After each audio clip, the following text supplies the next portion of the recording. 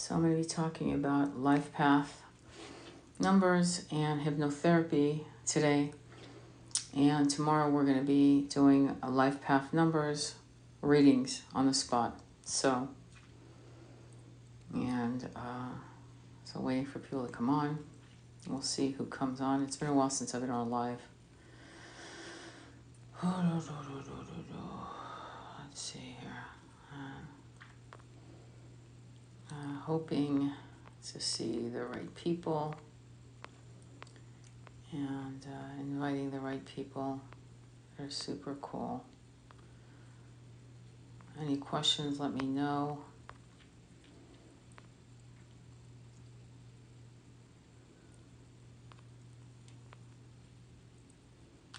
And yeah, let's see what happens. Oh, cool. So let's see how many people get on. So I'm going to be talking about hypnotherapy, past life regression, and also life path. Tomorrow I'll be doing life paths at 6 Pacific Standard Time. And just waiting for more people to get on. And yeah, things are really shifting. I can tell you that as a spiritualist, as we are all having the human experience, which can be quite difficult, challenging, to say the least, to be the most diplomatic, we have to come to a place of surrender. And when I get closer to the goal that I want to share with you guys, I will express to you more what I've been walking so that you guys can maybe see some sense of it in your own lives. But I'm just going to keep quiet as to what's happening. But there's transformations that are magical, which I'll break down probably next week. So tomorrow life path numbers will be shared. $23 for 15 minutes, and you'd be surprised at how amazing life path numbers are. I'll probably open it up with doing somebody who's famous. The last time I did life path that really blew my mind was Jim Morrison and his girl Pamela, his woman, his partner and lover, and twin flames. There was no doubt. After I did them, I was like, yeah. Plus, not to mention, I know the history of those two. But anyway, let me wait for more people to come on. We're going to be talking about hypnotherapy. And there's this concept of quantum hypnotherapy. Quantum hypnotherapy, the concept, is really all about just going into breaching timelines. Sometimes hypnotherapy will show you a concurrent incarnation, or you will feel it. Sometimes you will actually breach the future. I'm not joking, and go into the future. And most of my clients, though, who have gone into hypnotherapy have gone directly into past scenarios, but it's not unheard of to actually step into the future of your future incarnation on a different realm, planet, or even this one, actually. So I'm going to share some hypnotherapy stories because they fascinate me. Past life regression, they absolutely blow my mind. And I'm looking to write a book on many of my clients' experiences because they're so bloody unbelievable that you can't make this shit up. And even though I adore Michael Newton's book on Journey of Souls and Destiny of Souls, and he talks about lives between lives. He was an amazing hypnotherapist in the realm of Dolores Cannon. Him and her stand side by side. They're equals in power, in my humble opinion. And but what I find interesting is this idea that why do I need to remember the past? Well, if you're in 3D, you're here because you didn't remember the past and you didn't learn from it. Neither did I, or else I wouldn't be here either. So in the frequency of learning, we are brought back with certain soul tribe members to try it out again. Saw Brian Weiss live, amazing experience, brilliant. Thank you for sharing that. It's funny because my twin sent me a book. It was not Many Masters, Many Lives. It wasn't that one. I'm trying to remember the title. It was another one on soulmates. It was called Soulmates, and he had underlined it saying we were soulmates. He was the first one to declare that connection with me years ago, like decades ago. Hey Mia, it's good to see you. Thank you for being here. So, but yeah, Brian Weiss had some interesting stories, but when you read Michael Newton's stories, the way he writes it, I hate to say this, but after he passed away on September 26th, he didn't, the way they started constructing past life regression wasn't to my liking. So I haven't bought the other books. I've only bought the books where he was definitely working with his editor, and they're amazing. The way he put it together was bloody brilliant. And there's an ease to understanding it and following it. You don't want narration. You want to hear what the person is saying. And he was able to curate some amazing dialogue, especially Starseed dialogues. Journey of Souls, epic books. Excellent. Thank you for saying that. I agree with you. So one story that struck me was this one. Let me tell you this one. It's going to be story time on Starseeds and hypnotherapy. Okay? All right. So this story is of a woman, right, who lives in California, and she's doing all her duties, and she's a really wonderful, she's gorgeous physically, she's gorgeous inside, she's a go-getter, she takes care of her family. We've had many, we went through a couple past lives, childhood, this, that, and the other, and then we went right into a past life that seemed like it was 3,000 years ago, and we couldn't figure out if it was, at the time, Rome or Greece. It could have been Turkey, it could have been anywhere, but definitely 3,000 years ago in more of the Western European side of the planet. And she had fallen in love with her soulmate. Okay, a wonderful, wonderful man. Again, remember, 3,000 years ago. Okay, a young woman had to do her duty and to marry who she was told to marry. But she broke all those rules. She ran away. They eloped. She ran away with him. And she was not afraid, to lose the respect. I mean, it hurt her to lose the respect and love of her family, of her villages, of her people. But she went ahead and did it. And they had an amazing relationship, an amazing life together 3,000 years ago. And being a psychic, I tap into things. I can actually visualize quite often, believe it or not. Sometimes when I see that it's getting heavy, I close my eyes to feel, to visualize, to get more downloads. And my question that was asked by my guides was, what did you learn from making that choice, from turning your back on what was expected of you in a time when that would have been really massively rebellious and unusual for a girl to do that, a young woman to do that? And she said, well, I learned that in choosing me, my children benefited.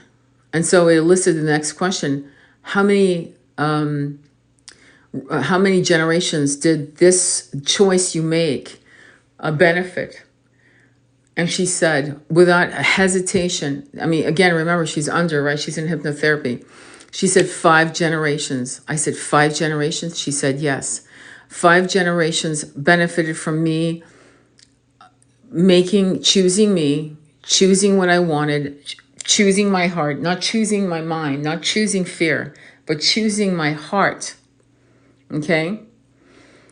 And 5 generations of my descendants benefited from that. And it was incredible.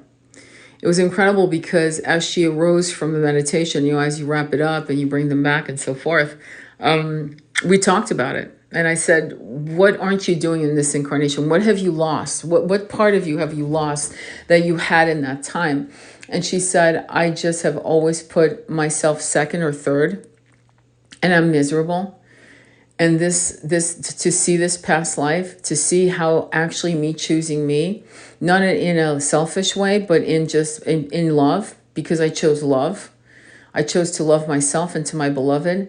And she said, it's blown my mind. My mind is blown. Like I want to sit with this and journal this and so forth. So of course, these sessions are recorded, right? I hope you guys know that it's videotape recorded through Zoom. And I sent her the link, and she was still processing it a day, 2 days later. One of the things I insist with my clients is that when you guys do a hypnotherapy session with me, a past life regression with me, I ask that you schedule nothing. I'm getting very, very tough on that one because I had a client who actually had a thing, a dinner or whatever, after a session with me, and I actually canceled it, not to punish her, but to say, no, go and enjoy your event. Let's reschedule it because I want you to be able to be introspective. I want you to sit with that. I don't want you to just do this with me and then jump in a car, in an Uber, and go to an event. You need to sit with this, okay? You need to let it wash over you. You need to get massive downloads. And so this is what I instruct my clients. And what I've noticed, because I took this for granted, because no hypnotherapist has ever told me not to have an event or this or that. And years back, I used to tell my friends, yeah, whatever you do after your session, like, don't schedule shit. Like, go home and chill out, okay? What's cool about the Zoom is that they're home.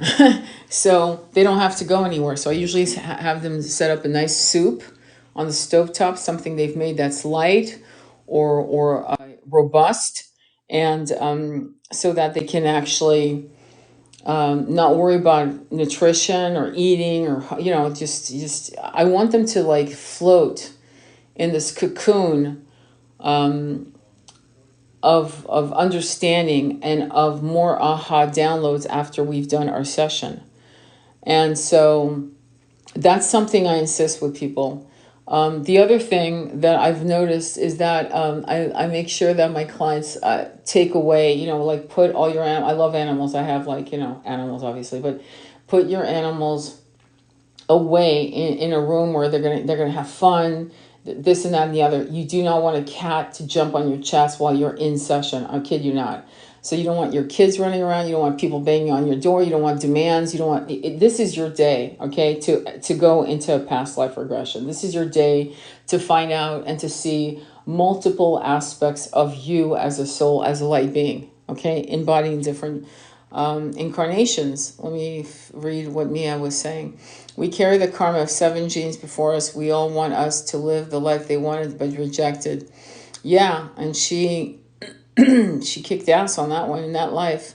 So another past life that was really fascinating to me is it went through this client was definitely a lot of my clients. I say 80% of my clients that are attracted to doing work with me, honestly, are starseeds. Just being straight up with you, because I can't tell you how many times we go into past lives on other realms. And I had a client, and I've said this in a live before, but I asked her to look down at her hands and to tell me how many fingers she had, because she was describing orange skin with kind of like little polka dots, or looked like little circular things on her, like leopard-like on her hands and arms. And the way she said 5 fingers, I knew she was lying. She told herself into me. And afterwards, we laughed about it. And I said, really seriously, how many fingers did you see? And she said 3. I said, I felt it. I felt like you weren't, it was blowing your mind. She goes, yeah, I couldn't believe, I was like seeing 3 fingers. I was like, wow, it's pretty cool. Another client went into a past life at her very making as a soul. That blew me away. She actually showed herself in the 14th dimension. Now, a lot of you might say, well, they're making it up. No one's that creative and without hesitation or pause. People aren't that creative on a dime. Do you understand? There's no, if the pause, it's because they're trying to describe what they're seeing, but it's not for long because it's flowing. They're talking. I'm saying, so what else? What's around you? And they're like, boom, I'm seeing that. I'm seeing this. Okay? So you can tell when somebody is full of shit or can't do it. In fact, some people, their monkey mind and monkey body is so out of control, it can't settle, that I've had one client in 2023 that could not go under. It happens. But usually it's because the person can't settle and the person actually doesn't want to know. And this person actually told me I don't want to know. I don't want to know my past lives. I'm like, okay, well, why are we here? So we did other things during those sessions. But what I can tell you is that this client, going back to this client, saw herself being formed in 14th dimension. And then it went from the first aspect of her being physically, some parts of her were coming out of the etheric field, right? And matter was being formed around her, very softly, very like, it was almost like a mist. And then she went into other dimensions as she started to become more and more aware of self, until she ended up in 3D in this planet. Another starseed client saw herself in 7,000 years ago, okay, going through her first separation. Now you might say, well, I would have thought that some twin flames were millions of years old. Yes, some are, some aren't. Some needed to do the split for whatever reason at a later at time and age, perhaps to have to like speed up the evolution of the soul's self. Something that a starseed told me, a very, very dear, loving sister said to me, that she was able to look in the mirror at herself and realize that she was her own twin flame. And that was very liberating with her and for her. And for some of you, that is a truth that you have to master. Actually, probably for most of us, I'd say for all of us, because at the end of the day, your twin flame is you. And it might be you in the shadows of you, the shadows of yourself you don't want to see within yourself. And in some cases, it's not that at all. You are in your light and your twin is floundering, and there's nothing you can do about it. There's certain things that I coach my clients to do because I'm fully aware that they can't let go. But at some point, you'll become so transcendental in your surrender to source, God energy. All roads lead to Rome. There's an old saying. I changed it a little bit. All roads lead to God, source energy. So it doesn't matter ultimately, and you can't judge your twin how they get there as long as they get there. Now, with that said, so this person was in 7,000 years ago and saw her split, which is ironic because Plato wrote about it 1,000 or two, I'd say, hang on, not 4,000 years later, Plato was writing about the twin flame and the split. So you have to understand, we didn't have all these electromagnetic currents. We didn't have 5G. We didn't have a lot of things going on during that time, 4,000 years ago. And so there were one or two things we could do. We could actually be massively magical, okay, and just incredibly aware of source and all of the other light beings. We could see them. There was a lot of power to introspect, to go within, to go into caves, to go into the woods and connect to source, plug in to also the messengers of source through the archangel realm, through fairy realms, through other beings. By the way, they exist, okay? And the filtering system of our 3D eyes is a problem. It's problematic because we only see what we've been trained to recognize as real, as true. And this is why some of the most incredible scenes in movies have an initiate blindfolded. Okay? When I do, and I'm going to jump right into something else. When I do an Akashic reading, for whatever reason, okay, I don't know why, honestly, but I sit in a meditation, usually 15 to 20 minutes before a reading with a client.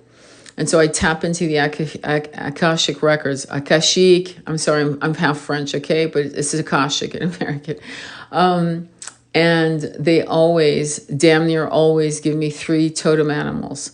And so I can share with you, so one of the animals that, actually the 3 animals that I got from this particular woman, if you'd like, for her, when you are in the great void, you cannot make it out. No, exactly. The great void scares people, though.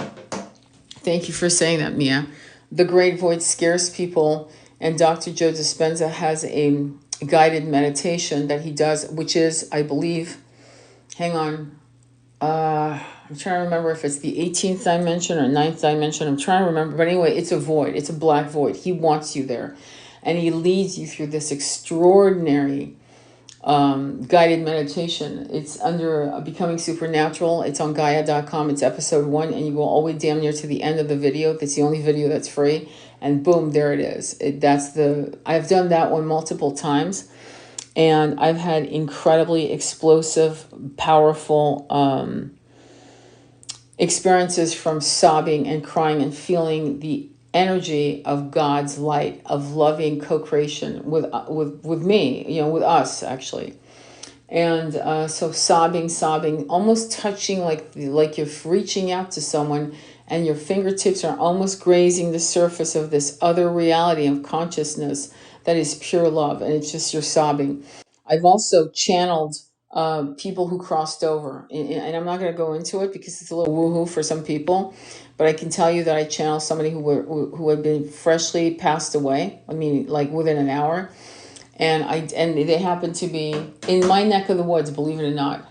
And I was minding my own damn business doing this meditation because I was really upset about the loss of this person, and that person stepped right into me. And it was because of distance. I know distance, time, all these things are illusions. I get you.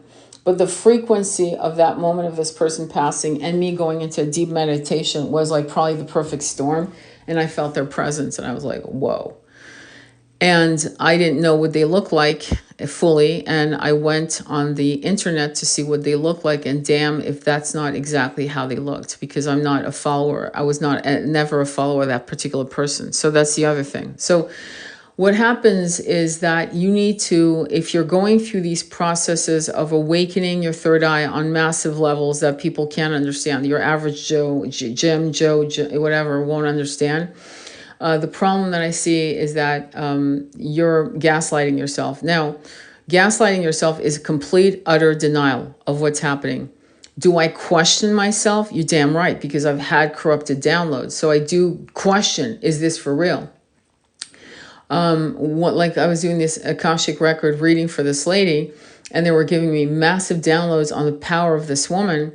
And I was questioning the keepers of the records, if you will, this energy of, call them librarians, if you will, for the lack of a better term, but definitely the keepers of knowledge, of all of our knowledge throughout all these incarnations, on all planets, to call it all dimensions, across all timelines from the beginning. And there's no end to it, obviously. So I question, and when I'm filtering good, when I'm downloading solid, information that is gold, they will push back and go, no, that's the message. They're very stern with me. They don't they don't fuck around. They're stern. So I'm going to give you an example of some of the animals that they showed me for this particular person, which was really interesting. So the first animal they're telling me not to talk about the first two animals. So I'm just going to go right to this third animal that came in, which was interesting. And that's the part. So the third animal was a snake. Now, I'm pretty much like Indiana Jones. I hate snakes. Okay. But anyway, here's the snake. It's a boa constrictor type of deal. It's massive. It's fucking probably, I don't know, 20 foot long or something. It's got the head the size of your cat's face. Okay, pretty massive, big, probably bigger than that, and with gold eyes, and it's white and cream. And I asked, why are you showing me this? And it said, because the snake releases its old persona and grows bigger and more powerful. And then I saw a white and beige crow. And this crow came to peck at the eyes of the snake, eventually destroying the snake. And I asked, why is this happening? Why are you showing me this? And they said, because there's a point in this consciousness of the lizard brain, you're right, the reptilian brain, that only sees what it can see, and it only navigates through fear or defensive mechanism, right? Defensive, offensive mechanism. And it's a low vibration. And so when you look at a crow, right, your average crow has the mindset of a 7-year-old child. I don't know if you guys know that, but study crows. They're pretty brilliant. They're actually more intelligent than any of our animal kingdom on many levels. But anyway, so it's pecking out the eyes to blindfold it. If you followed my live just now, you know what I'm talking about. The blindfolding is almost a metaphysical symbolism of not trusting what you see, and removing this reptilian presence out of this person's sphere. So it's crawling on its belly. As you know, snakes crawl. It's a low vibration. It's based on just pure reptilian instincts of the reptilian mind. And the crow now morphed and became all of it. It destroyed the snake, it became the crow, and that was the massive totem animal. And she asked me, well, what does that mean? I said, you have to be like the crow. The crow is smart. It trusts its instincts. It recognizes what it sees and what is real and what is not real. It can discern good and evil in people. This is known, by the way. And they recognize your face. I don't know if you guys know that. And I said, and it's a bird. It's a bird. That means that it can see things from an eagle's perch. It can actually fly and see the same situation from different angles and perceptions, not on its belly like a snake that only sees its own perception through its own lens. It's an evolution of self. And so you're going from this level of fear-based or low-level based, cold, calculating base energy to a playful energy, an energy of freedom. You're a bird. You can fly. You can see things from different perspectives, and you can actually go anywhere you want. There's no limitations, right? And so the totem animals, when they come, and I can't explain to you why they start with the totem animals, but they damn near always do. And they explain it to me. They tell me what to tell the client. So I'm in a meditation, fucking writing like crazy, because I've got to write all this stuff because it's like downloading super fast. And then I'm able to report back. And then I get some past lives that are pretty massive. Like I remember one client in South Africa. And I saw this incredible woman walking in white and gilded, shimmery skin, dark hair. I mean, like brown, dark, reddish skin. And with a headdress, it looked like of crystals, prismatic. And there was this portal that was opening, like what you've seen in movies like water, but they showed me a portal opening. And I've seen this twice with 3 starseed clients in hypnotherapy, 3 different times, same damn portal opening type of setup. It's wild. And one was described to me during hypnotherapy by a client. Twice I saw it in doing an Akashic reading. So anyway, I see her going through this portal. And they say to me, and they landed, they say she is one of the 108,000 high frequency light beings who founded Atlantis. And then they shared more stuff about her, which I won't share here. But suffice it to say, I'm thinking, how the hell is she going to believe me? That's like, wow. And I got more stuff, of course, from other lives and her totem animals. And I went back to her and she went, oh my God, I've been fascinated with Atlantis since I was a kid. I've been studying it. I said to her, well, you weren't there when it crashed. You were one of the power families or power people that came in to establish it. You were not there when it fell. Some of us were there when it fell. In fact, we were there. Some of us were there during the Golden Age, in the middle period, and then the last period. Some of us had 2 incarnations, and Lemuria and so forth, many of us.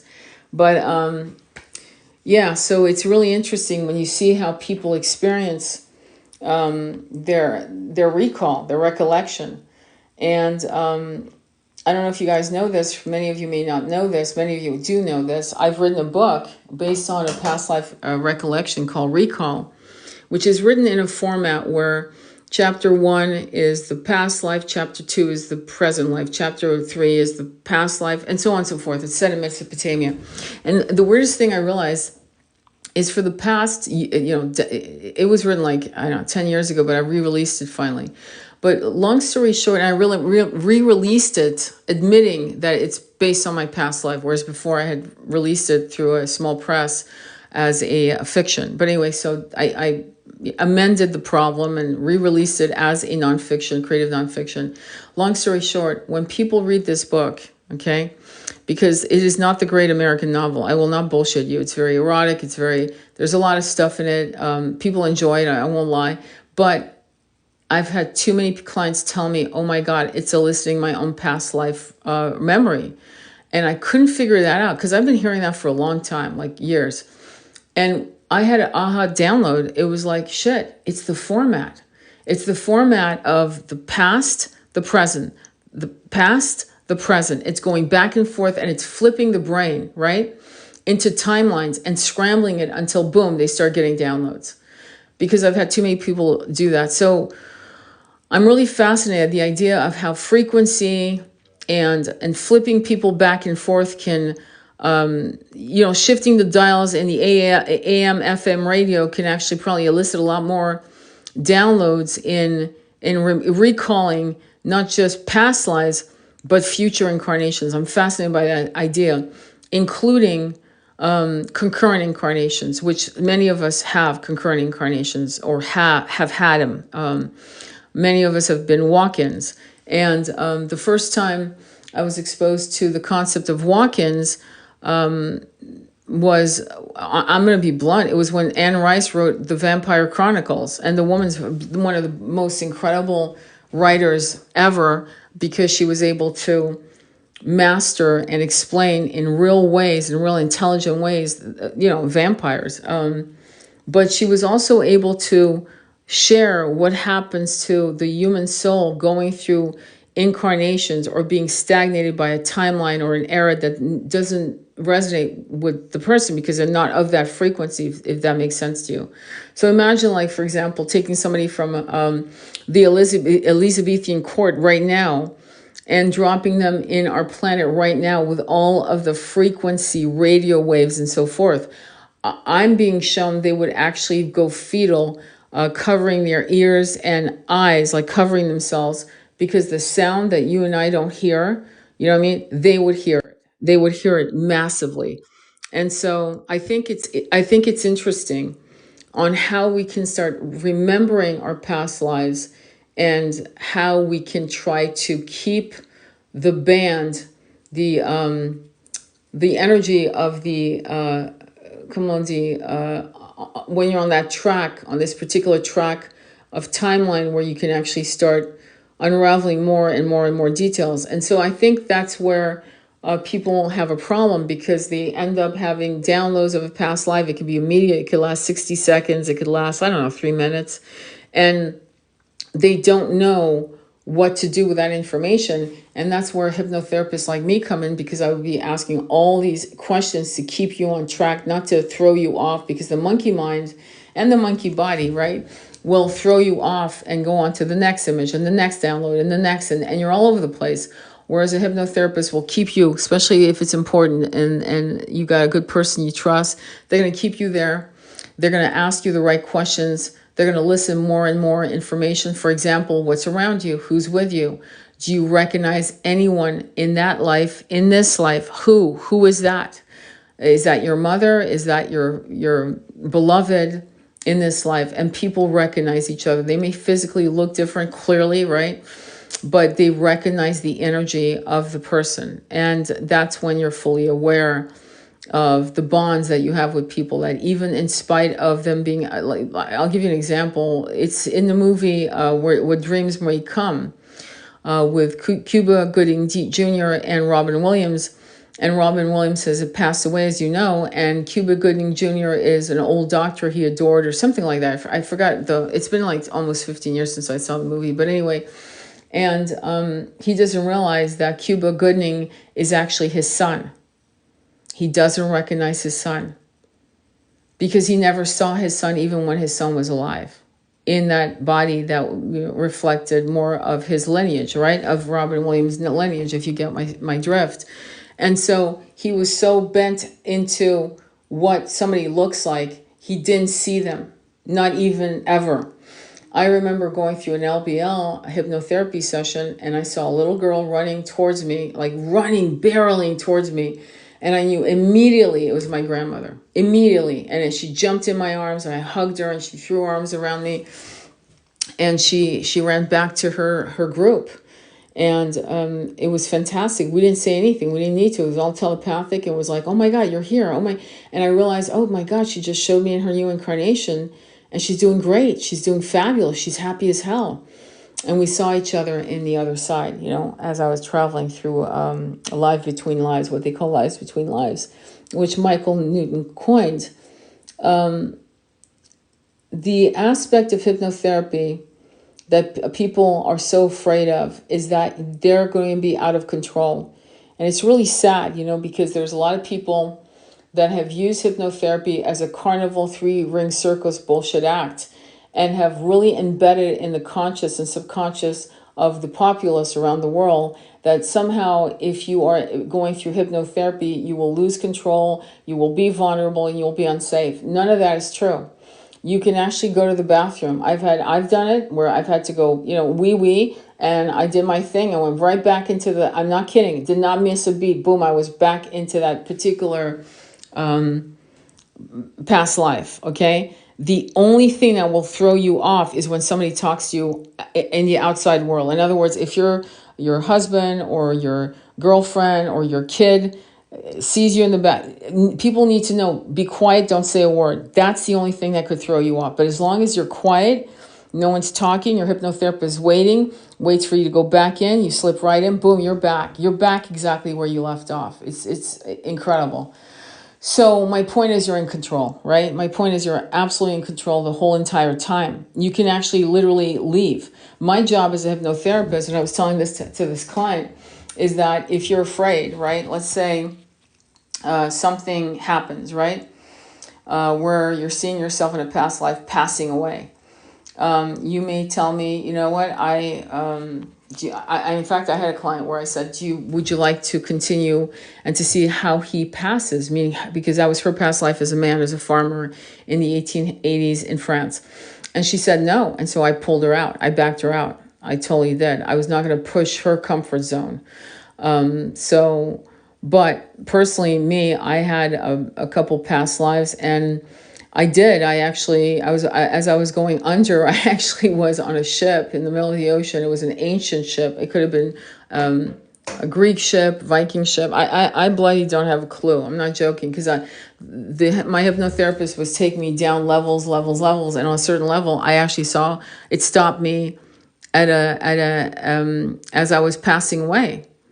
And I had been wounded, and I was a man, and the sun was either rising or setting on this incredible horizon of the ocean. And I could see myself from an eagle's eye view, and then I came close, and then I felt the dropping of the body and flying away. And I went, this was a good day to die. Wow. And then we continued taking me down. So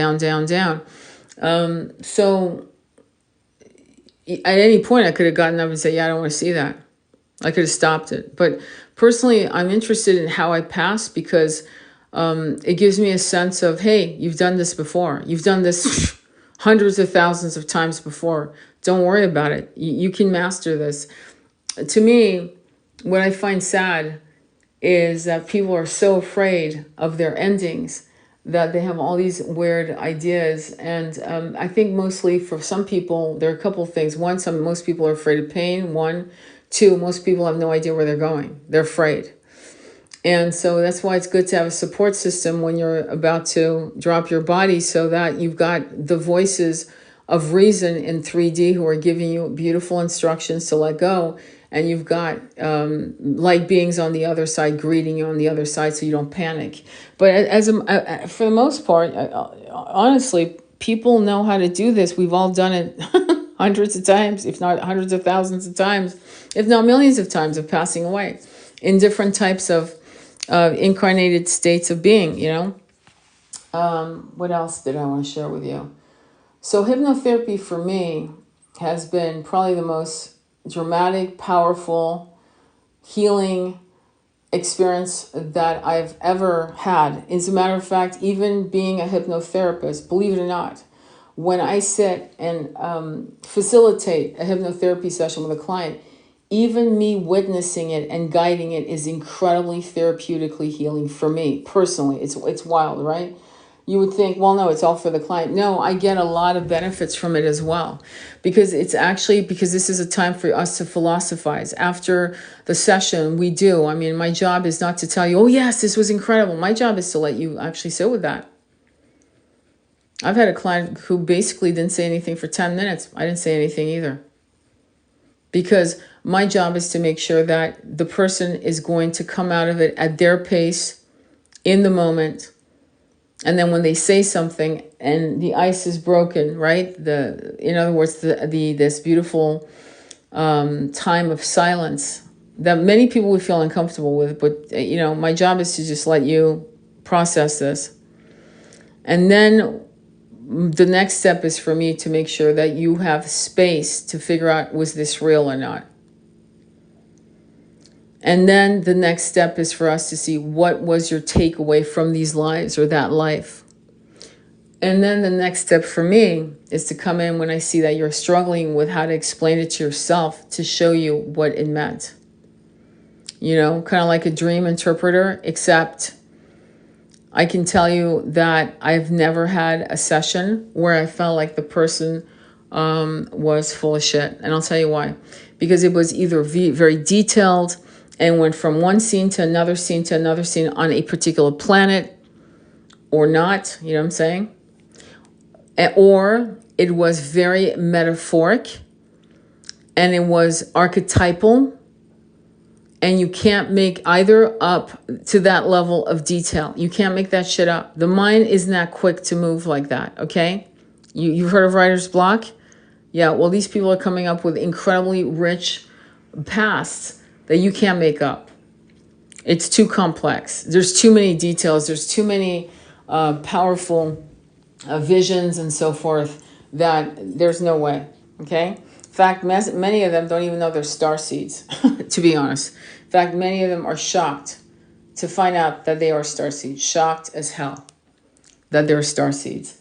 And they're shocked because, one, they didn't see themselves through those eyes, through that lens, because they see themselves through a very limited lens that has been created in this incarnation through a family lineage, not just this incarnation. That would be unfair to just blame one incarnation. Multiple incarnations have brought us to a belief system that we ain't shit, to be honest.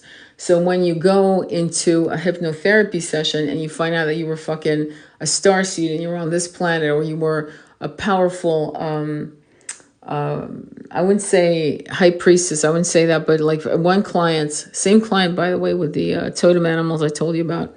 But this client, she came out as in Egypt, what I want to call Egyptian garb, with the dark skin and the Egyptian skirts open to the thigh, so you can see the thigh. 6'4", 6'5" she was, and her beloved was 7 foot. They were giants. They were Deva and Devis, and I explained to her later what Deva and Devis were, because that was the download I was getting as she was doing her journey, her own hypnotherapy. Actually, excuse me, when I did the Akashic for her, the Akashic records for her. Sorry, not the hypno. And I was seeing this one walking on a ship. She was not on another planet. She was on a ship. And they were going from one place to another, building pyramid-like structures and teaching humanoids things and playing with bloodlines, DNA, genetics. And that was one of her incarnations. And then from there, she fell out of consciousness. And it's really interesting because the next one that I saw her being was, she was a young man in the Ganges. Beautiful curly hair, poet-like, philosophical mind, young, slim, a beggar, an ascetic. He had a begging bowl, very much like Buddha, with just a loincloth. And the way he didn't live very long as a masculine, and he ended up dying in a flood. There was a flood. He got caught in a flood, which,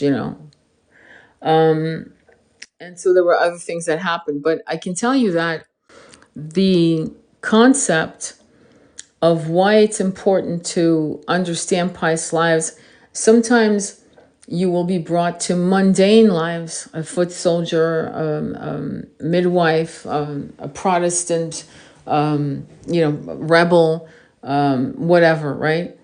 And why is that important? So that you can actually look at yourself in the mirror with new eyes of expansiveness, and not this limitation that all I am is Sally, which is the opening of the book, The Untethered Soul by Michael Singer, what are you, right? You're a woman, you're this, you're that. I mean, he breaks it down. You should read the book if you haven't read it. Read it again if you have, because you got to understand that it's not all you are. It is what you are today. It is not your truth. It is not, it doesn't encompass everything you are. So when a client remembers that they were from, especially a person that is hell-bent on pride of self. Oh, I'm pure, blah, blah, blah, whatever the hell I'm not even, fill in the blank. And then suddenly here you are in a past life and you're completely the opposite of that in this incarnation. Yeah, it humbles you. Not to mention it makes you realize how ridiculous that is to be holding on to this idea of that you are this and only this. And you will only be that. No, that's not how it works. It never has, and it never should be held on to with that kind of ferocity of pride. It's a false pride. It's an egoic pride. It has no value. Now, if you remember that you come from soul tribes as a Lyran or as a Lemurian, right, on this planet, but as a Lyran in the Pleiades, or as a Syrian ambassador, or there's so many Anunnaki.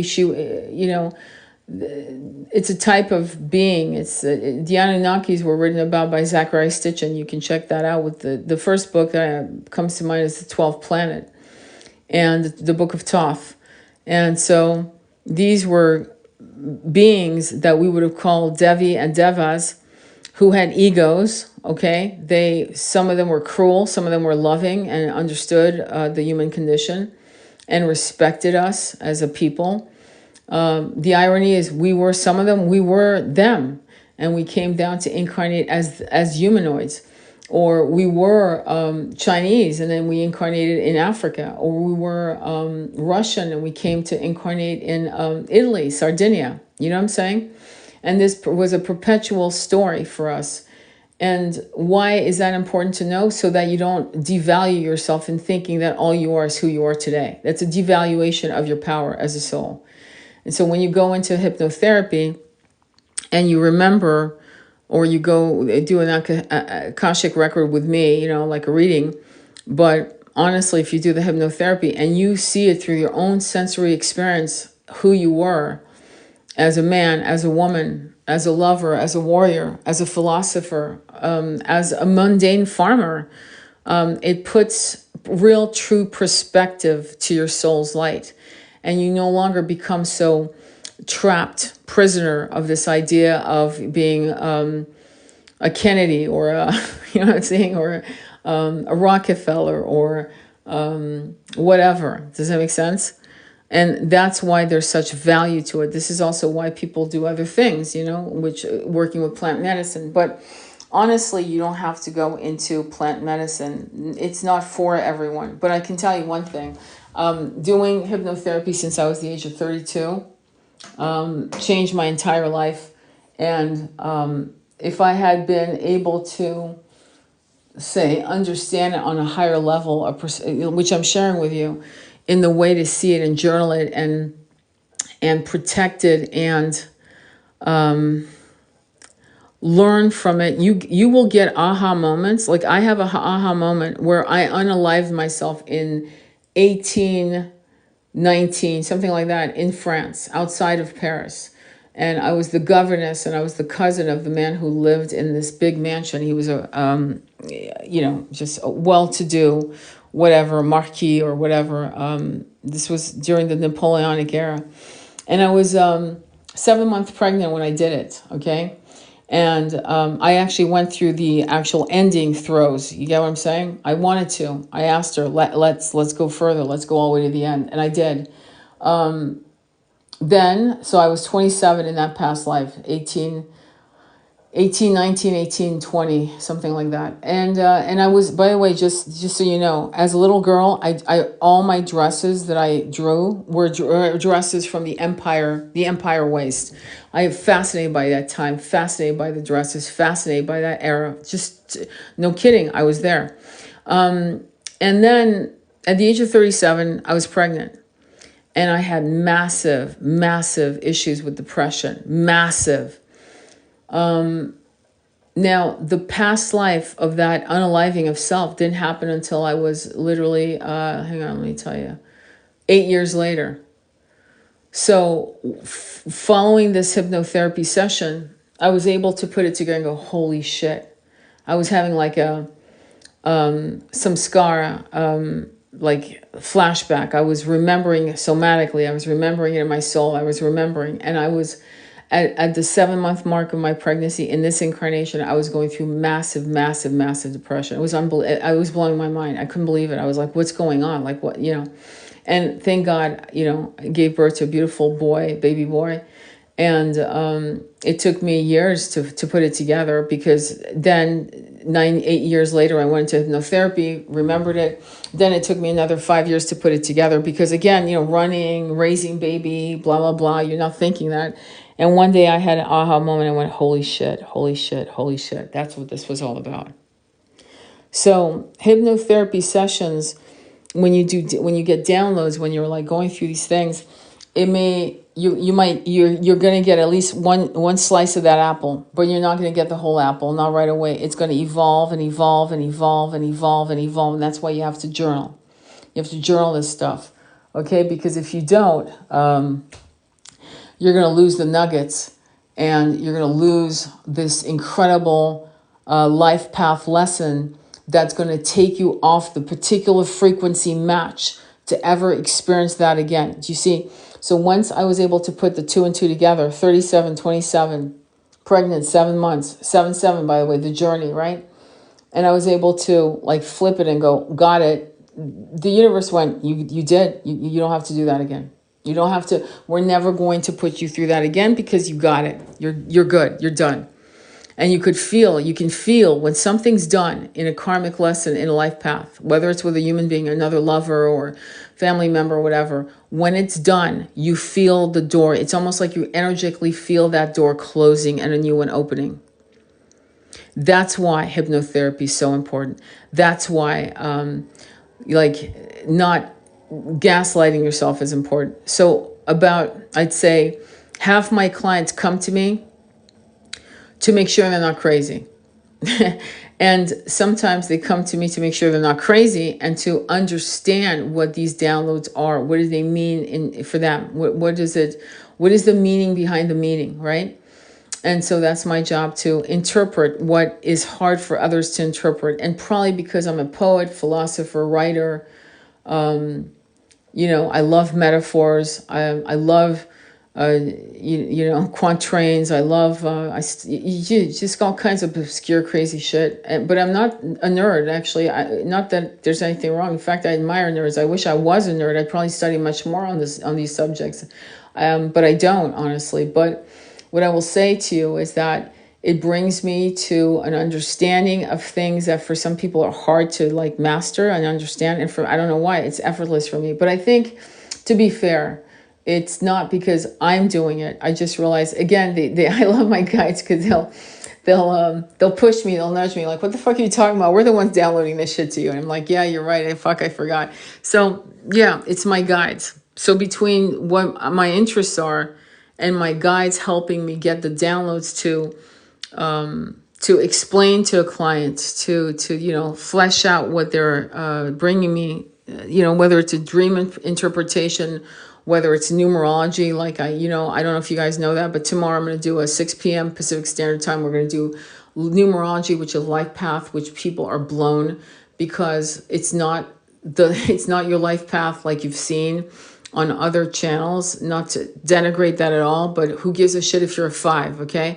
What's interesting is the double digits. What's interesting is how it connects to somebody you're with. What's interesting is the day you're born as opposed to your life path. What's interesting is what happens when you add the life path with the day you were born. And the shadows of numbers are constantly being exposed. And again, I do very non-linear numerology that anybody can follow, but the stories behind the numbers are the coordinates of the frequency that you needed to take on, and the mantles of those challenges, so you could come here.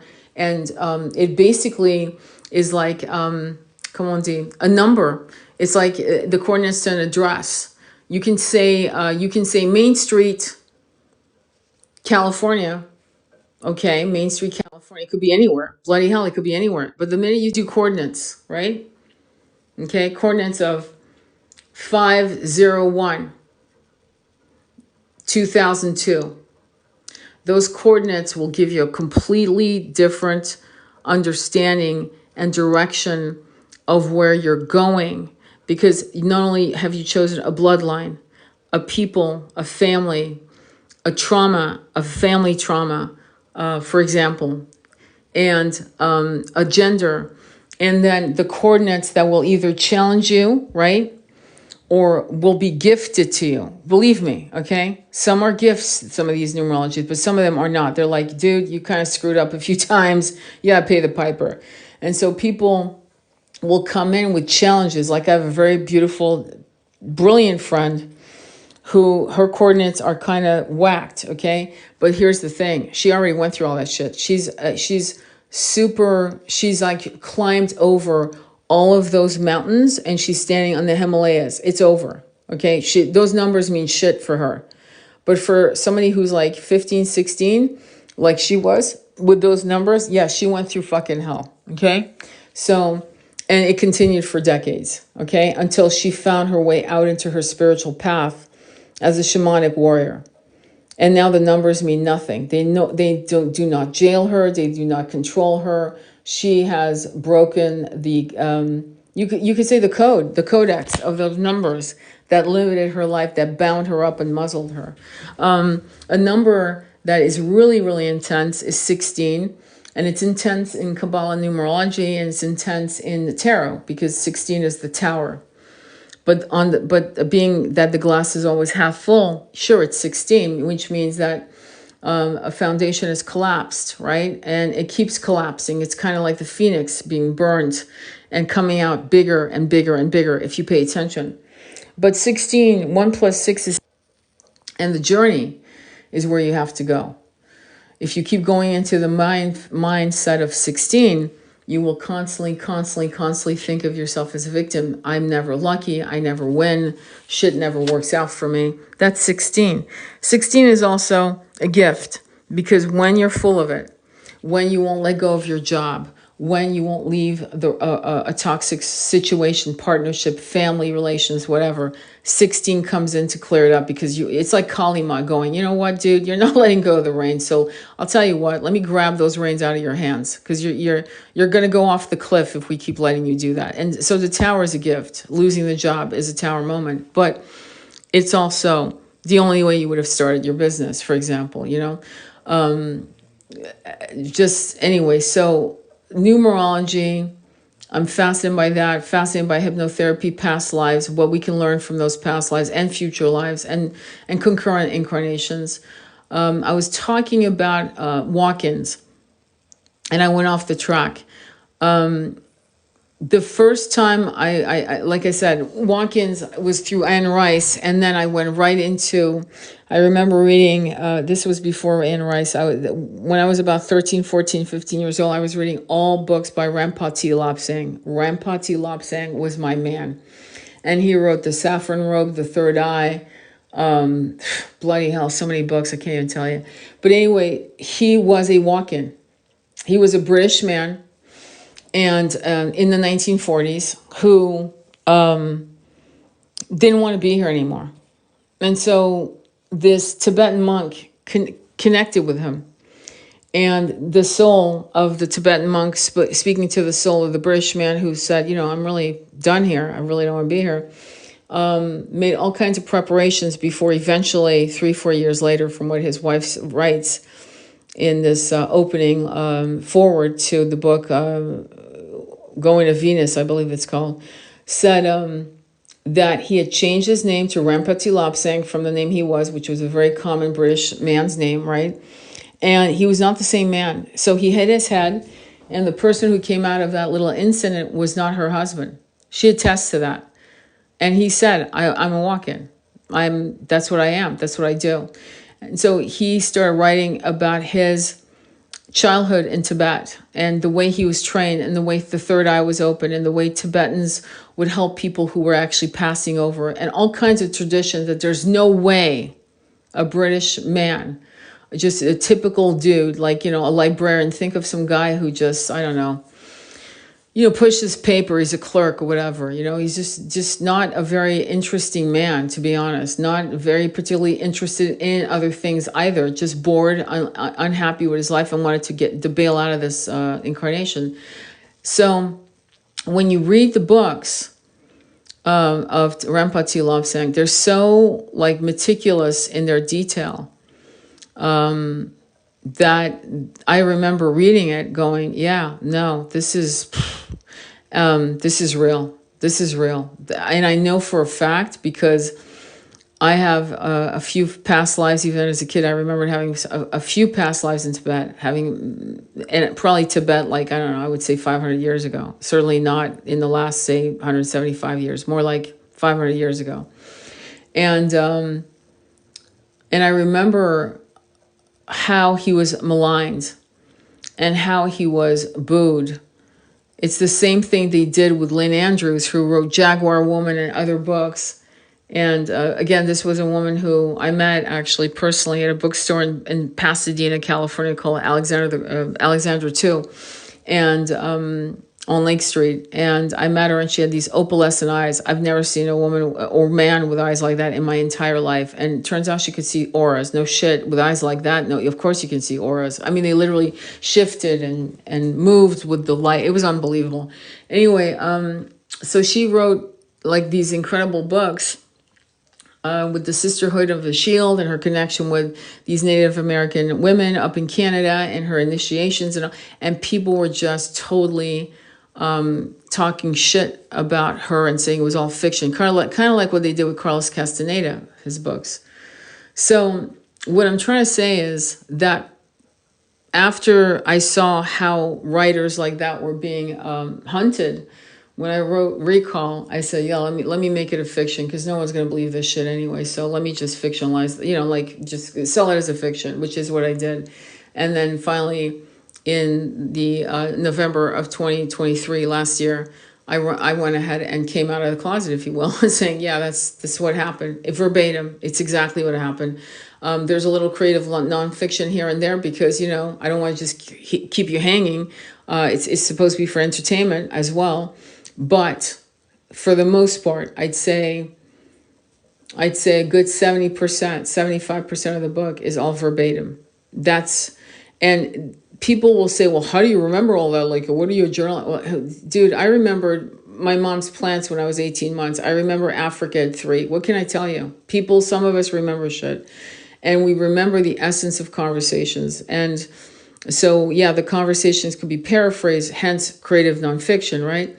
A scene might be in Turkey and not in Paris, hence creative nonfiction, meaning now it's in a different location. But to be honest, the book was set in Pasadena, California, and the past was set in Mesopotamia 3,500 years ago. And so when many of you who are starseeds, who are walking into your light, and some of you will be writers and some of you will be philosophers and writers of different types of genre of books that might not even have been invented yet. Like Arthur Rimbaud was writing a symbolistic poetry before it was fucking, he basically destroyed romantic poetry in the 1870s and was the creator of symbolism in poetry. So, and he was only 16, 17 years old. So my point is, whatever you are being drawn to do, whether it's music or whatever, it's very important that you don't gaslight what you're coming up with. It's very important that you don't go in the closet, but come out into the light of your own dawn. It's very important that you don't apologize for what you know is true. And I coach people on career, on heart-centered businesses, on that very aspect, because it feels to me like people are so afraid to offend and to disappoint or to shame or to embarrass. And what can you do? Look at Muhammad. They just showed me Muhammad Ali. Muhammad Ali was a brash, amazing, brilliant poet, by the way. If you've ever, I mean, off the top of his head, he'd come up with like rhythmic poetry. It was insane. And funny and rebellious. And he was all these things. And he had to be at a time where to be a man like he was, at a time when there was Jim Crow, he had to be. So many of us as starseeds are being asked to be like Muhammad Ali. We have to stand and not belong. We have to be a little, maybe a little, fake it till you make it, arrogant, but not to the point of being nasty about it. He was never nasty, you know. But some of you don't have to do that. Just be yourselves.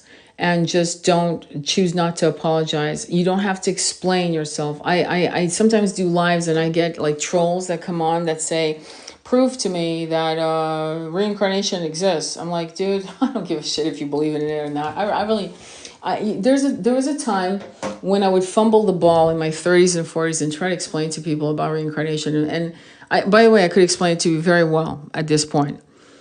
But I would be so like filled with emotion as to the validity of reincarnation, its validity and its truth, that I would choke. I was so emotional. My throat chakra would close up. Not because I didn't know what the fuck I was talking about, but because my how do I put it? My emotions, my mind, everything was going at a bullet. I mean, light speed, and my physicality, that was not comfortable in its body, was not able to articulate to that speed. Now, I would explain it to a client, but I'm not here to sell you. I'm not selling you, chiclets. I'm not selling you chocolate bars. This is not for, so for you, my advice to you is you're not here to convince to anyone the sky is blue, much less reincarnation exists. Your job is to help people who actually are having downloads that are trying to figure out if they're crazy. That's the people I like to concentrate on. Those are the people I want to talk off the ledge. And I give you the advice, do the same. Don't waste your time on people who want to belittle you and fluster you or piss you off, or it's right there in front of them. You know, the Bible had it before it was redone with the Council of Nicaea. This is theologians, okay, with PhDs of the wazoo, admit to it. The Catholic Church admits, they all know, okay? So it's not even a conversation. But what's important on the starseed journey, which is more important in some respect to the twin flame journey, believe it or not, because you can't control someone's idea of what is real in their own life. You need to master your own first. So before you want to master a twin flame journey, which many of you, we've all done it. We've done the back door, where we went through the twin flame journey and many of us have become transcendental, just on this side note. But you have to get back on the bandwagon of the starseed journey, because that ultimately is encompassing millennia. It's way older. Some of you were not in a twin flame journey for maybe 100,000 incarnations. And then a split was asked so that you could have more data, more information, experience more things faster, Like, and quite often a twin flame is on the other side while you flip in and have an incarnation. Then you pass away. Then they come in and incarnate, and you're on the other side helping them. And then one day, you hit the lotto, you would think, right? And both of you incarnate together, right? But for the most part, just be understanding, okay? This is not the end all be all, because at some point you will merge as one. I'm not joking. If you've ever seen The Fifth Element towards the end of the movie, watch it. Fifth Element. You are your own twin flame at the end of the day. Why would that be true? Well, because if you believe that you were separated in two different bodies, which you were, by the way, of course, we know that, then you are your twin flame. You can look in the mirror and send love to yourself and your twin on another body with same gender, opposite gender. It doesn't fucking matter. I don't care if they're on the other side, by the way.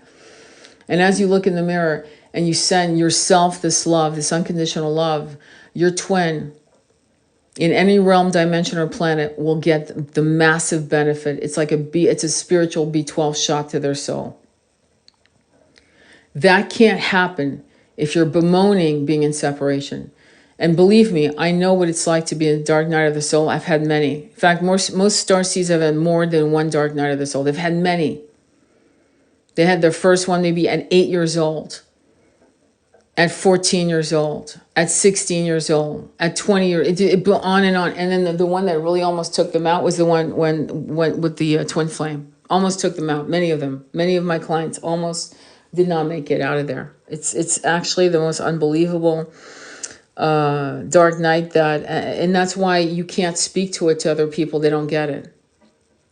So why hypnotherapy is important is it makes you become more and more transcendental about reality and how reality either is something that entraps you into your own egoic hamster wheel, to nowhere, or as you go into your past lives, you realize, holy shit, I was this, I was that, I did this, I used to feel this way. I used to be this woman or this man. Oh my God, I've been a good man. I was that good man.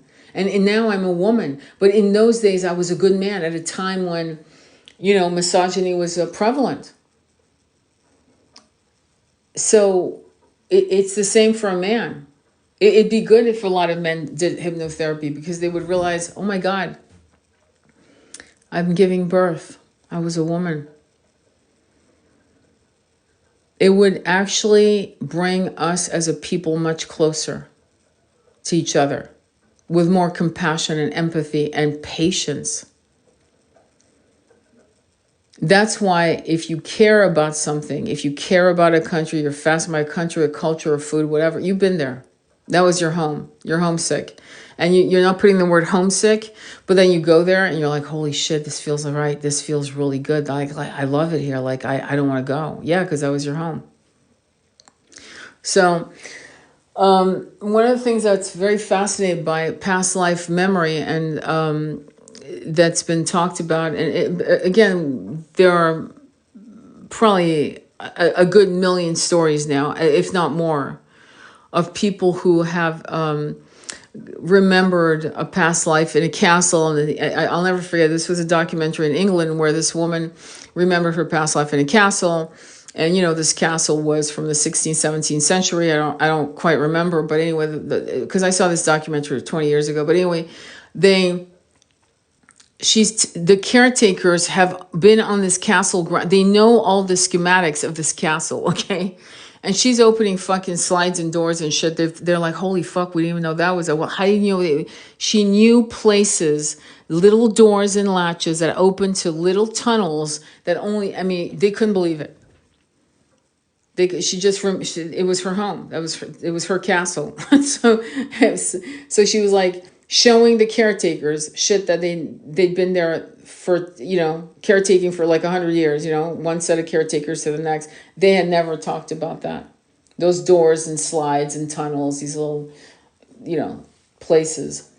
I'll never forget that story. Another story that I remembered was in those days, this was I bring it up a lot, but it was in Paris Match, which is a very famous French magazine. It's like Life magazine in America. And this little boy, I'm going to make it up. Okay, again, this was like 40 years ago. But anyway, he was born in Calcutta. In the time it was called Calcutta.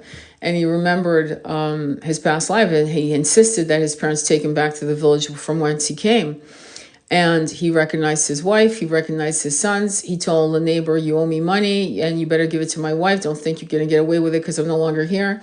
Told his wife things that only his wife would know. Knew the nicknames of everyone. It was insane. It made it into Paris Match. And there are authors that have written about it. That have written about people remembering. Children are more likely to remember than not. And the sad part is many of these children that are being born right now in the 21st century are being born in wonderful families and very shut down families. Very shut down families who are very scared of everything. And I'm hoping that these kids are going to be okay. I'm hoping that these kids will find their way, to their own tribe. But ultimately, a lot of these kids remember, and your job is to be like a hypnotherapist, meaning ask the right questions. Oh, how did that feel? So how did you choose me? So why did you choose me? And just ask them questions and they'll answer. And what's interesting is a lot of parents are showing their kids answering questions that are really deep on TikTok, by the way, and Instagram and so forth. And that's wonderful. But the question is, are you doing it with your kids? I mean, that's great to see somebody else do it, and that's wonderful, right? But do it with your kids. Like, ask them, or your grandkids. If you don't have kids, your grandkids. Ask them, where did you come from? Why did you choose me? Why did you choose mommy and daddy? What happened? What did you want to experience here? What is your goal? Why are you here? What do you want to get done? Because if you become the caretaker to it, let's say you journal that. You journal it and you give it to them when they're 18. You say, when you were 7, when you were 6, when you're 5, when you're 4, this is the show you were telling me. All this incredible magic you were telling me. And now you're graduating from high school. I want you to read that because that's exactly what you wanted at the time. And that could actually get them to sob and cry and recalibrate themselves back to their original self so that they would start their life on the right path, not some bullshit path of let me work at this job and let me become, let me do shit just to pay bills instead of, damn, let me go to, let me go to Dharamsala, let me go to Nepal, let me go to Africa, let me go to, I don't know, bloody hell, India, and backpack through India, right? Or backpack through the French Pyrenees. You never know. But kids need to be given more breath and more ability to expand themselves into their life path. Our jobs as starseed parents is for us to guide our children and grandchildren to their highest light immediately. They do not need to go through the bullshit many of us had to go through. Dead-end jobs, situations that did not free us but pretty much buried us. And they forgot that we were seeds, right? Infinite waters. God bless that man. He's amazing. But you want to give these kids the ability to be brave and free and fly. And they will be the healers of this planet. They are the caretakers of this planet. They're going to heal the bullshit that was done. There's a kid, I believe, okay, that I believe it's a kid, but I know that there's a couple mushrooms. There's types of mushrooms that you can put in rivers and it will eat up all dirt and pollutions. They're mushrooms or spores you can put in the ocean that would eat up those 40 miles of plastics that we have floating in the ocean. These are kids that are inventing things that are mind-blowing. They are the Teslas of this planet. They are the Platos of this planet. They are the Picasso, Frida Kahlo of this planet. And we have to give them their wings. And part of it is for you to document, to share, to hand them back their sword, if you will, their sword of Excalibur, their sword of truth. So they can cut away any bullshit of indoctrination. And I'm a fan of giving a kid 10 grand and saying, go, just go. Here's the best backpack they got. Go to the El Camino, go to Spain, go to Africa, go to South Africa, go walk around, learn how other people live, learn how the average person lives in dire poverty. Learn how some people live in absolute luxury. In other words, go to Hong Kong, go to Dubai, go there, spend a week or 2 or a month or a year, work there. And when the kid comes back at 18, they've been there from the age of 18 to say 22, 23, 24, they come back to you and you will have yourself an amazingly powerful person who is ready to roll up their sleeves and get some massive work done, start a business, whatever. Trust those kids because they have a lot of visions. A lot of them have incredible visions that is yet to be revealed to their own eyes. And when you travel into other lands, it awakens something inside of you. You know, I'm a huge fan of traveling. I think it's very important for children. When single mothers or parents say, well, you know, they're only 3, 4, what are we going to do? They won't remember. And I'm like, no, that's not true. That is not true. You take your kid and you travel them, you homeschool them, you expose them to everything. And you will have extraordinary thinkers, not workers. So that's my little thing to share with you guys. Any questions? Let me look at if anybody. Thank you for the likes. I really enjoy it. Thank you for. Hey, Polly, it's good to see you. So hypnotherapy is a way to progress and give you the confidence that you need. It's good to see you, Polly. Any other questions or comments? Thank you for the likes. I appreciate it. Any questions or comments? So tomorrow we're going to do the life path numbers. It is a fundraiser. I'm going to tell you what's going on. I have a secret, and I will expose it soon enough, but not yet. And it's a wonderful secret. And it's going to be something I'll be able to share with you in terms of having faith in the unknown and the impossible. And hopefully that'll happen. But right now, the fundraiser that I'm doing tomorrow and probably for a couple days into the weekend is the purpose is for something greater. And I don't want to really share all the details because some things are so fragile that it's best left unsaid until one says, and here it is. It's like a surprise. But trust me, on this end, what I'm trying to do is raise money to actually co-create something that would benefit a lot of people. And it's something I've talked about in the past, but I won't talk about it now. But the life path numerology is going to be tomorrow from 6 o'clock. It'll probably be for 2 hours. And so I'll put a little advertising on it so you guys can check it out and share it with your friends. And I would appreciate your support because I know that many people are hurting, feeling lonely, feeling disenfranchised, going to certain spiritual circles and feeling disillusioned. Like, what the fuck was that? Like, you know. Honestly, for me, and the irony of ironies is for me, my guru, when I look at who's my guru, right? It's Dr. Joe Dispenza. It's for me, personally.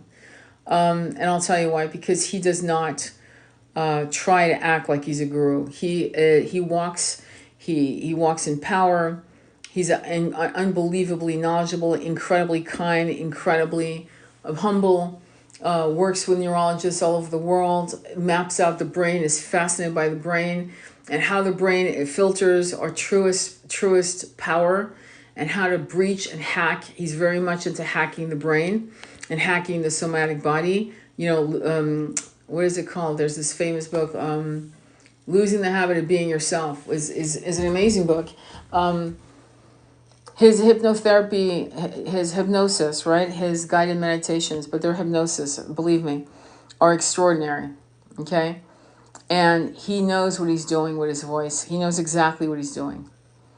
And he's putting it at a certain level of sternness. If you listen to his voice, it's a voice of, it controls, then it modulates into an energy frequency of neutrality, then it becomes stern again. He knows what he's doing. It's obvious. Because I've done a lot of guided meditations. I've actually done, I was doing guided meditations with people when I was in my early 20s, back in the 80s. And using high frequency music like Kitaro from Kitaro and Duter. Duter was another composer in those days. And so... And I think he was doing probably the same thing, probably listening to the same people as I was. And he's very, very talented. And he, if anyone is a guru, he's the guru because he's got light beings following him. He's got titanic light beings who follow him, who work with him. I kid you not. He's talked about it. And not because he wanted to. He's talked about it reluctantly because people came to him saying, we're seeing these people. We're seeing these light beings. And tell us. And after years, he had to come out of the closet and say, yeah, they're real. They're here. And I've yet to hear any quote-unquote guru say that. And other people going and reporting saying, I saw them. I felt their presence. I saw them. That's to me a real guru. When people claim they're gurus, when people claim anything that they are, they usually aren't. You know what I mean? Well, except for saying I'm a therapist, I'm an attorney, that, as you know, that's not what I'm talking about. I'm talking about anybody that poses as a spiritualist. Beware of the ones. Now, Regina Meredith has an amazing bullshit meter that's fantastic. And when she interviews a channeler or one of these people that channels, I can tell you that they're the fucking real deal sitting across from her, because she does not tolerate bullshit. And I can tell if she got hijacked by someone in Gaia.com, like somehow she got hijacked and got hustled into saying yes instead of like making sure it was the real deal. I can see it in her face, like, what the fuck is this? It's so it's funny. It's funny. Be careful. Don't put people on pedestals, my friends. Don't do that, because people will always fall from pedestals. They'll always slide off or fall off or, explode off. Be careful. Try to go with people who know what you know, but you forgot. That's how I put it.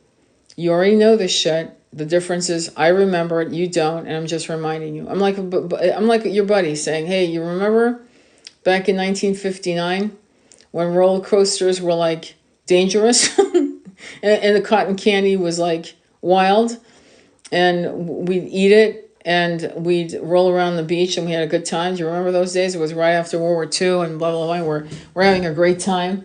Yeah, I'm that buddy. It's not that my knowledge is any more than yours.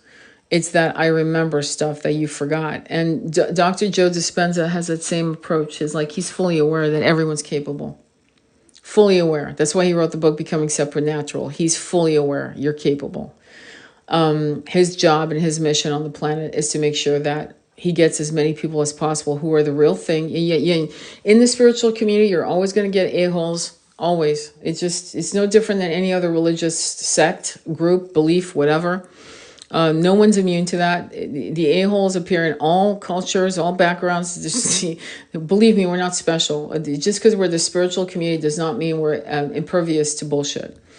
So, but you have to have discernment and realize that and give yourself permission to go, yeah, that was bullshit. Let me just walk. Like you don't eat tainted food to be polite with the host. If you love yourself, you get up and you go, well, thank you, but I lost my appetite. I'm not feeling, and you get off the table and you walk. And that's self-respect, it's boundaries, and it's self-love. And people, and I've seen them, people will eat dog do just to make sure they're polite, they don't displease, they don't upset, they don't rock the boat. Don't do that. I've walked in restaurants with friends and I didn't like the vibe and left. I've sat in restaurants, got the menu, got the waitress, looked at her and went, yeah, I'm not here, and walked. And I would say, it's nothing personal. I'm realizing I'm not, I will always do something diplomatic to make them feel better. But if the vibe is wrong, the vibe is wrong. It's that simple. You don't have to be polite. You don't have to cater to people. People you'll never meet ever again, by the way. People whose name you'll forget within a few hours. Not to mention, if you have friends that can't handle that, then what kind of friends are those, right? You're not being difficult. You're being discerning. My energy, just so you know, your energy is too precious to sit in a place or to listen to a quote-unquote guru, right? With a friend who told you all about it. And you're like sitting there going, this is absolute bullshit. No, you gotta lean into your friend and go, look, I'll tell you what, call me when it's done. I'm going to have a cafe across the street. I can't listen to any more of this shit. It's like, and you got to give yourself permission. Okay. And either your friend's going to get it and let you be who you are, and they'll eat up the guru's words, or you will end up losing your friend, or you will end up actually being so calm and cool and collected about it that your friend will actually think about it over the weekend or whatever and come back to you going, you know what, you're right, that was bullshit. Hopefully the latter, right? But none of this confidence that is not based in egoic framework is going to happen if you don't know who you are at the very depth and core of who you are. And to be fair, in hypnotherapy, you get one drop of the ocean of the truth of who you are. But even that drop is better than no drop. It's a sustenance. It's going to feed your soul. It's going to remind you of who you are. Even that drop of water is enough to make a massive a 180. That's why hypnotherapy for me is like, I mean, unhinged, incredible, mind-blowing, healing work, and fast, like fast. So any questions or comments on that? Does that make sense? Good morning from a train in rainy London. Oh my God, I hope you have a beautiful umbrella. Thank you for being here in Andromeda Flame. Thank you, Polly. Let me see what else. I love that you're on this train. Right? Here's this beautiful, beautiful soul, Andromeda Flame. You definitely, if you aren't following her, follow her. She has amazing videos on the chakras, and I can't tell you how important chakras are. I miss your voice. Oh, thank you. I'm really tired. I've been very tired. I've been running like crazy. It's been probably the most stressful year of my life so far, so hopefully it'll end. It's been intense. There's been a lot going on the planet and the world. Oh, I do want to share something with you guys on the split of 5D and 3D. Okay. So I saw a thing on Infinite Waters, and I was hoping he was going to go more in depth into that, but he didn't. I was talking to Shay, who's the Shaded Alchemist. She's amazing. Andromeda Flame. We have a great group, a little group that we're keeping small for a purpose, but I have reset up Discord and so forth. But let me tell you about the split. The split is it's happening now.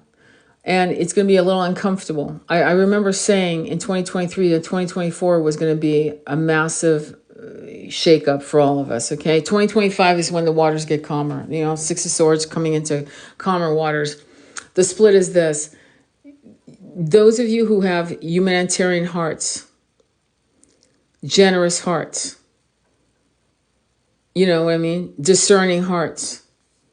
Hearts are actually seeing the split between the gargoyles that we call leaders and other people who go with the gargoyle crowd. And I mean gargoyles, okay? Meaning, you know, I hope you get what I'm saying.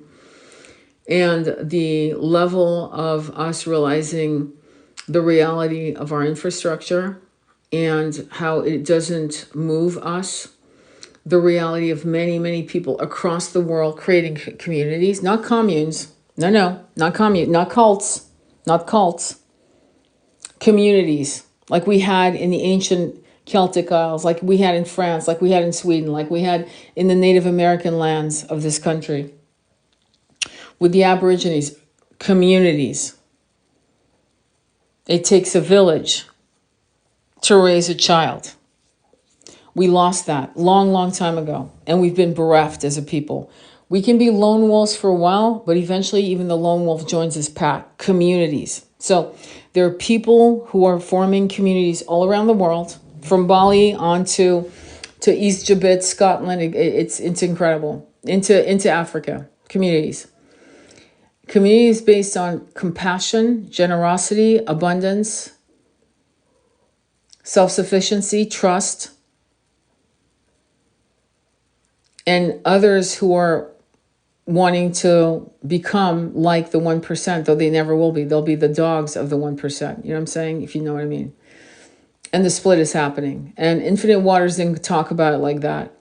But the split is happening. The 3D to the 5D split, yeah, it's happening now. And the line has been drawn on the sand. and you will lose people you love. You will lose them, and yet you will gain true tribesmen from many, many incarnations, from, in fact, soulmate tribe members you were born with, made with, and some you will lose. Some who are so hell-bent on being right, on being brutal, on being disingenuous, on being cold, calculating, greedy, on black and whiting certain concepts that are clearly cruel. Yeah, those people can't cross that line. It's an energy barrier. There's nothing you can do about it. You can talk, it'd be like yelling and screaming, I love you, please come to me, underwater. Good luck. They're not going to hear you. They can't. So your job is to make sure that you connect with people who are connected to you, who may not be of your bloodline, but are of your soul tribe DNA. The split is happening. And some people are going to drop their bodies, if you know what I'm saying. They're going to cross over because it's too much on both sides of that line in the sand. And so the split is happening. It's beautiful. It's painful. It's like birth.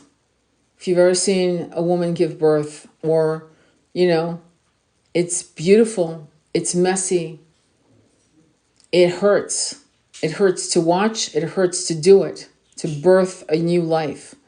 But we are being birthed. And as we go through the birthing, the throes of it, the pain, the pushing of it, we are being escorted into 5D, and others are being escorted into a darker time in 3D, because that's what they co-created. It's like you building a beautiful house on the beach, and this person thinking, well, it's on the beach, there could be a tsunami, it could be this, it could be that, but you have trust. You're like, but it might. A lot of things could happen, but I'm still going to build this house on this beach. I love the sand. I love the ocean. I love the sunsets. I watch the sky and the ocean all day long from my windows. Are you kidding? Yeah, I'm building the house on the beach. But fear-filled people, greedy, low-minded, fear-filled people will build their house where? In the city, where they're safe with other people, because it feels safe to be around all of that rather than to be on a beach alone with your dog, the people you love. And there it is. And yeah, a tsunami could come. In fact, a tsunami may never come ever on your beach, because that beach never will have a tsunami. But they don't know that because it's based on fear. And so fear is going to also be that's the sad part. And this is the thing I had a download on, which I have to share with you. Even though somebody is spiritually awake and aware, if they are filled with fear, if they are riddled with fear, like parasites on them, they can't cross over either. Does that make sense? And that actually made me sad. You saw your daughter being born. That's beautiful. What an absolute gift. So does that make sense? So some people, if they are riddled in fear, it doesn't matter how awake they are. If they are riddled in fear, they will not cross. They can't. They can't. You know why? Because they won't. They won't reach out to cross that bridge. They won't do it. They'll be too afraid. Well, what about change? What will happen? Well, what's going to happen? Will I change? Will I lose? I mean, you just got to blindly walk through that door. I had given a life path number of, I just realized what I did. Holy shit. Did you guys realize that when I gave you the life path number 5, somebody born May 2nd of 2000, that's 54, which is 9, God's number, God's perfect master number. I just realized it. They just downloaded back to me. So when you look at a life path number like this, and I know I'm moving, but that's how my mind goes. Okay, I got Gemini up the ass in my planets. But anyway, having said that, when you look at the energy of the life path 9, right, which is 5 plus 2 plus 2, right, which is 9, right? I said 54 so you could visualize it, but it's 9, right? Okay. But the interesting thing is she can co-create, this kid can co-create whatever the hell she wants. But if you look at 2 2, this is perfect. That's why they're telling me to tell you guys. 2 in Kabbalah numerology is the moon. And what is the moon if not confusing? Why is it confusing? Because you can see the silhouette of a tree. You can see the silhouette of a coyote. You can see the silhouette of a man or a woman, but you can't see all the details of their features. You can see the shadowy stream of running water. You can see a path. You can see it, but not really. And as you get closer and closer, as you walk by faith alone, because you can't fully see. And when the moon is gone, you can't, I mean, it's pitch dark. And so you either rest or you continue on your path, just like, you know, hitting your stick on the ground to make sure you're still on ground as you walk forward, always moving forward, never backwards. So when you look at this energy of somebody with a life path 9, that's beautiful. 9, yes, wow, thumbs up. But then the 2 is the crutch. The 2 is the one saying, are you going to have faith? Are you going to navigate through the moon? When the moon is not there, will you continue or will you run back to mommy or daddy or whatever, right? And so that's what's interesting. And there's more, but I don't want to get too confusing. But life paths are really interesting. They're fascinating. And they say a lot about why you're here and what you earned to get these numbers, okay? And so in that incarnation, it's a hypothetical incarnation, obviously, 5/2/2000, she has been asked to trust what she can't see. She has been asked to navigate her life through faith, through heart chakra, through a connection with source. And we go right back to the blindfolding that I originally started with this live. And we go right back to the snake whose eyes are pecked out by the crow, right? Because the eyes can only see what it's been taught to see. I could go more into that, but that's another show. Anyway, I want to thank you for being here. I'm going to actually go. I don't know what time it is, but I know it's time for me to go to bed. I'm exhausted. And I want to send you a lot of love. I know this journey is it's a bitch. It's well worth it. I mean, you might as well get some shit done that are positive since you're here. You know, you're here. So get some shit done. And I will upload this to my YouTube, which is Sacred Intimacy Tarot. And thank you. Thank you very much, Polly. Much love to you, my brother. And thank you, all of you, for sending me hearts and much love. I really appreciate that. It's so cool. I really, you guys mean the world to me. Thank you for listening. I'm glad. Again, you know, there's an old saying, an old Southern saying, black saying that says, eat the fish and throw away the bones. And that's exactly what you need to do with anybody that is what you call a teacher or whatever, is eat the fish and throw away the bones. Take what nourishes you and throw away what doesn't, okay? All right, my loves. Sending you much love on your journey. Namaste. Be well.